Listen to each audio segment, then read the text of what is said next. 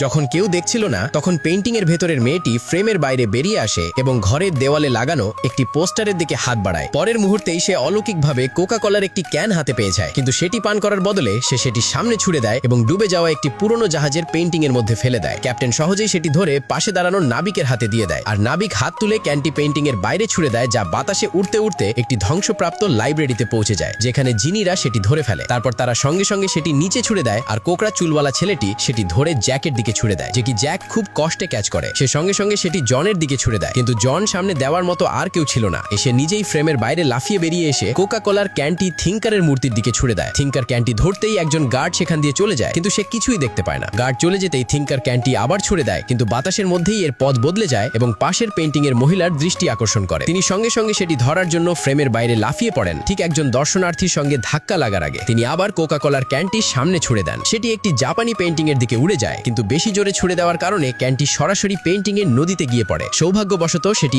আবারও ধরে ফেলা হয়, আর এবার কোকা কোলার ক্যানটি গার্ল উইথ আ পার্ল এর মেয়েটির হাতে ছিল। সে ক্যানটি খুলে বিষণ্ণ হয়ে বসে থাকা ছেলেটির পাশে রেখে দেয়। কোকা কোলার ক্যানটি দেখা মাত্রই ছেলেটির চোখ জ্বলে ওঠে, আর সে সেটি এক নিঃশ্বাসে পান করে ফেলে।